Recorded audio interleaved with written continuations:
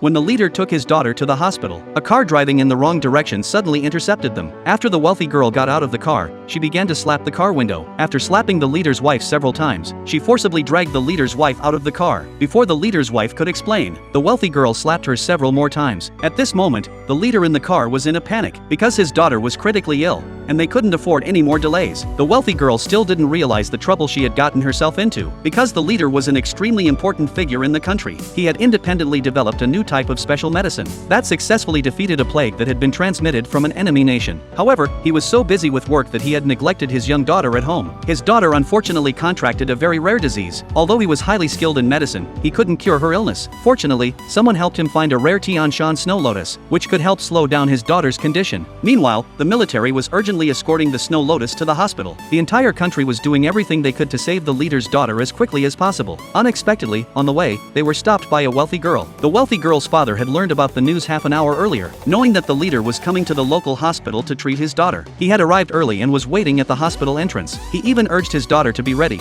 thinking she must meet the leader today. He believed that if they could establish a good relationship with the leader, their family would be able to rise to the top of the city's 4 great families. But what the wealthy father didn't know was that his daughter's actions would destroy their entire family. The leader saw his wife being bullied, but he had something more important to attend to, so he didn't want to cause more trouble. He decided to apologize to the wealthy girl. When the wealthy girl saw them apologize, she thought she had won. She became more arrogant and refused to move her car. As a result, many cars were blocked behind. The drivers got out and asked what was going on. The leader's wife explained everything clearly. When everyone heard, they all criticized the wealthy girl for driving in the wrong direction and hitting people. They gave the wealthy girl a good scolding. At this point, someone recognized the wealthy girl as the daughter of the rich family, and everyone immediately became silent, too afraid to speak up. The wealthy girl, relying on her family's wealth and power, claimed that she always drove like this and was used to being domineering. Seeing that everyone around her was afraid of her, the leader was anxious, like an ant on a hot pan. Every second wasted meant more danger for his daughter. He had no choice but to ask the wealthy girl in a low voice what she wanted in order to clear the road. The wealthy girl, however, pushed her advantage. Unbeknownst to her, the military escorting the special medicine was heading this way. The general's subordinates discovered the road ahead was blocked, and stated that taking a detour would require an additional 30 minutes. The general ordered them to clear the obstruction within 5 minutes, and create a clear path for the leader. Meanwhile, the wealthy girl was forcing the leader to kneel and apologize to her. The leader felt this was too much, but the crowd stood on the wealthy girl's side, not daring to oppose her. They all thought the wealthy girl's actions were justified, and urged the leader to kneel and apologize immediately, so the road could be cleared.